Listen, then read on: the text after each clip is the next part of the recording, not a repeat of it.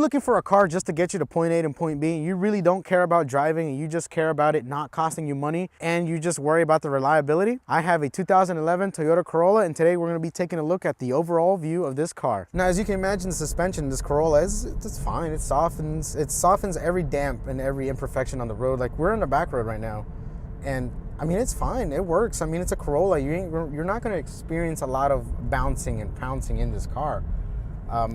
It's so laid back. It's so comfortable to drive in here. That's why a lot of people buy these things, because they're very comfortable.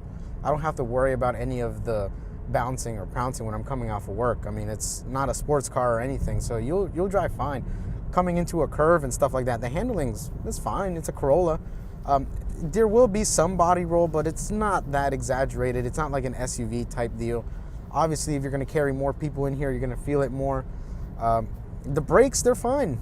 It's a Corolla. You're not going to experience a lot of mushiness in the braking system.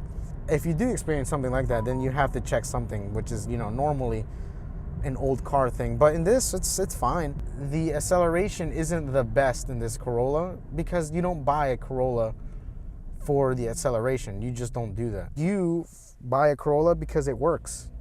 I mean, it'll get up and go, but why would you force this little 1.8 liter inline four? It doesn't really do much. Now, as far as wind noise, you will hear a lot of things in this car. You'll hear the road, you'll hear the acceleration from the engine, you'll hear the wind noise. It's not the quietest thing, but it's nothing that turning up the radio will fix. But you will still hear a lot of wind noise, which is normal. I mean, this is an older car. No car is perfect. The visibility is the nice thing about this Corolla. I can see a lot of things in the front. I can see the road in front of me. I can see the road here on the side. It's a good visibility standpoint of view in here. It's a good, pleasant drive. I don't have any issues looking through here or having any issues of looking at all. This is a good drive. I do like driving this Corolla. It's not the funnest thing in the world, but if you're just looking for a car to drive to get to point A and point B, this will do it. It's not the fastest. The brakes are good. It's got some wind noise. I mean, it's just a work car, really. It's a daily cruiser commuter. If that's what you're looking for, well, this is it. And mind you, it's still mounted to a 4-speed automatic transmission. It's an old transmission. It's in here. It could be updated, but they decided to go for a 4-speed automatic. But it's not problematic. I don't have an issue with it. I mean, if it works, it works. I'd rather have this than a CVT. This is the 10th generation Toyota Corolla that came out in 2007 and finalized in 2013. If this is the style you're looking out for, well, this is the generation of you which you're gonna look for. The look on this car is very simple and plain. There isn't much to talk about this car. I mean, the design just works. It's a car that is plain, a car that is just meant for you to take from point A to point B, and there's nothing much to it, really. It's just functional. It does have some cool parts like chrome pieces here in the rear part of the car, and the looks in the front, well, it just works. It looks like it has a little wing there in the grille that's sticking out, but other than that, it's a really plain car. It's not a car that really calls attention, but it still works. Hey, if someone were to give me this car, or if I needed a car, this would be the one to buy, because not only is it reliable, it looks okay, but it works. It's a car. That's all that matters at the end, that it's a car. It works. And that's what most of the people are looking for anyway, something that's not going to break down and doesn't look too terrible, because it's not an ugly car. By all means, it's not ugly, but it could be a lot better. Now, the category that this Toyota falls in is of a compact car. And I still have plenty of space to feel comfortable in here. I'm not the smallest guy, but I'm not the biggest one either. And, well, I'm comfortable. I mean, you can be comfortable in this cabin. The seats are that of a cloth seats. They're not leather seats. And right now, the owner has a protector on it. Can't really show you the seats, but they're comfy. I'll tell you that. It has a lot of lumbar support, which I like. So that way, if you're going on a long road trip or something, well, you'll be able to at least feel comfortable in a long road trip in here. The seats are mechanical. They're not electrical. We do not have electrical seating in this car. Surprise, surprise. Being an economical car, I'm not, don't be surprised. And of course, we have hard plastic interior. I mean, that's just how it is being an economical car, but thankfully it doesn't feel like it's a cheap plastic that'll break anytime soon. I hope not, but as time goes on, these things tend to break and crack over time. The only thing I don't like is that here in the center part is made out of plastic. They should at least put some foam or something at least to give you some sort of protection, but hey, it's hard plastic, so I guess you can't ask for too much. At least here on the door panel, it's made out of foam. You have a little bit of foam resting here for your elbow. But the rest, it's still plastic. We still have our little commodities, like, for example, power windows, power locks. It's very practical. We still have plenty of storage spacing in here. We have the center console, which I mean, it could have been a little bit bigger, but I guess that's asking too much. It's small, I'll just say that. It's tiny. You can only put like your little wallet or keys or whatever you want to put in here. It's very simple and plain. There's nothing much more I can show you in there. The cool thing that I do like is that we have this 2 glove box compartment that we have here.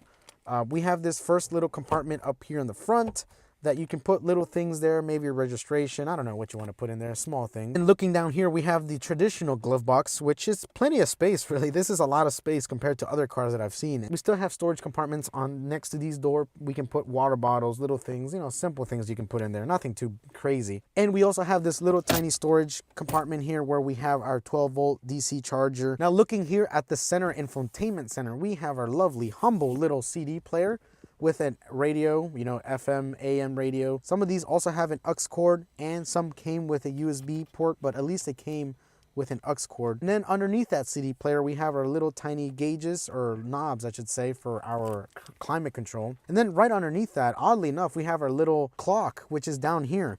Normally in older Toyotas, they all had them up here on top of the vent, but they put them down here. I guess because they don't want you looking at the road while you're looking at the time, but I guess they figured you'd be looking at your phone in that era. Looking at the steering wheel is very plain, very simple, nothing too major, nothing too crazy. It has no control. It's very, again, simple, plain. The dash is okay. I mean, it's plain again. The CE models have like the orange tone lighting. This does not. This has like the whitish, yellowish look to it. So it's preference, I guess. Up here, we just have our 2 little lights, dome lights that we have up here. Nothing too crazy. And then right here, we just have our little sliding door for our rear view mirror, or for just a mirror for ourselves. That's all we have up here for our blinds. It's a little humble interior, you know, there's nothing much in here. But this is what is good for like the older folks, or for people that just don't care.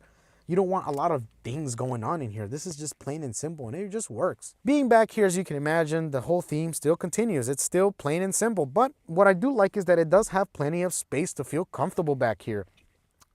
If you're a tall person, I think you won't complain too much being back here. The only thing is that our cup holder is very flimsy, and you'll find that here in the center console area. If you pull this little mechanism down here, they just added that on, really, because that, you know, we need cup holders, but it's very flimsy. I don't know if I would trust it, so it offers it here. At least it gives us a cup holder. At least we have some sort of storage unit on these door panels. We have something to store in here, and we have what it appears to be like a space for your water bottles or hydro flasks or whatever you want to put in there. So we don't have that extra armrest for just the 2 passengers that sit back here, and it doesn't have a cup holder for that center part because there isn't none. There's no thing to put down. We have storage pouches in the back of these seats, which you can't see again because we have a cover. I think you'll feel comfortable in a long drive being back here, but there's nothing much to talk about back here, really. Surprisingly, you have a lot of room back here. So if you're, you know, wondering how much space this compact car has, it has plenty. You have enough space to put things back here. Conveniently, underneath the carpet area, you have enough storage room where you'll find the spare tire, the jack, the tools, the things that come with this car. You know, it works. You have space to put any other liquids in there, like your oils maybe, or whatever you want to put back there. You know, it's convenient. You have plenty of space to put anything that you need back here. Looks like you can fit 2 tires in there too, so it's plenty of room. The engine that's in here is a 1.8 liter inline 4 cylinder. Now, even though it's still mounted to a 4-speed automatic transmission, it still achieves 26 miles per gallon in the city and 34 miles per gallon highway. This engine, it can produce up to 132 horsepower and, well, 128 foot-pound of torque, which is enough and plenty to get this car to move. Again, it's not the fastest thing in the world, but it'll still get you from point A to point B. Now, the common problems with this Toyota Corolla, one is oil consumption. Over time, the piston rings inside of the engine is going to wear out and it's going to consume oil, which isn't a big thing. As long as you're checking the oil constantly, you'll be fine. It's just a normal thing old Toyotas go through. They just consume oil because that's just how old cars are. And it doesn't just affect this, it affects all the cars too. The other problem is the water leak from the water pump. You know, over time that gets old and you'll have to replace that. The way you'll tell if there's like coolant leaking around the engine or something, you'll know. So always check your coolant as well. And the other thing is the VVTi valve train. What happens is over time dust and dirt and grime gets inside of the intake and it clogs up all that system in there. So, you know, as long as you're regularly maintaining your air box, you're changing out the filters and making sure it's a-okay, you'll be fine. This is a very reliable, little car, and I wouldn't have any complaints about it. If you like this video, please give us a thumbs up. Don't forget to leave a comment. What do you want to see? What else do you want to see here at Secondhand Speed? And as always, I look forward to seeing you next video.